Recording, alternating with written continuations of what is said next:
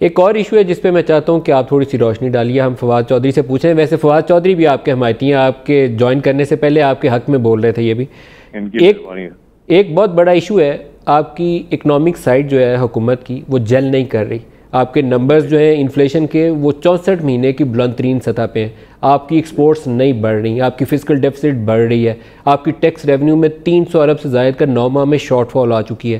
تو ڈائریکشن آپ کی پرابلمٹک ہے. آپ کی اکانومی سلو ڈاؤن ہو گئی ہے, آپ کی انویسٹمنٹس بھی کم ہو گئی ہیں, اور آپ کی ایکسچینج ریٹ 140 کو 142 کو ٹچ کر رہی ہے.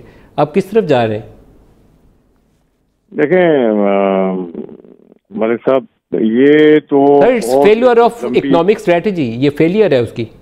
میں بہت ہی ایک لمبی یہ کہانی ہے اور تفصیل سے اس کے اوپر بات ہو سکتی ہے.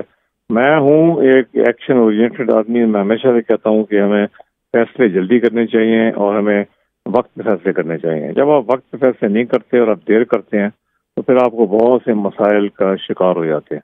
میں اس سے زیادہ نہیں کہنا چاہتا بیکاز میں کوئی ایکسپرٹ نہیں ہوں اکنامکس کا, مگر یہ ہے کہ میں فیصلہ کرنے کا ایک ہمیشہ سے کہتا ہوں کہ ایک اچھا فیصلہ کرنا بہتر ہے ایک نہ فیصلہ کرنے سے.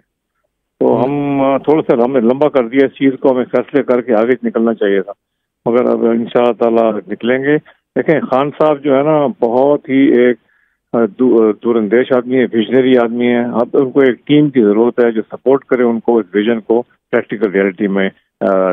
سر وہ ٹیم کہاں سے آئے گی یہ بھی تو بتائیے. یہ فواد چودھری صاحب بتائیں گے سر, جو کابینہ کے ممبر ہیں. میں تو کابینہ کا ممبر نہیں ہوں.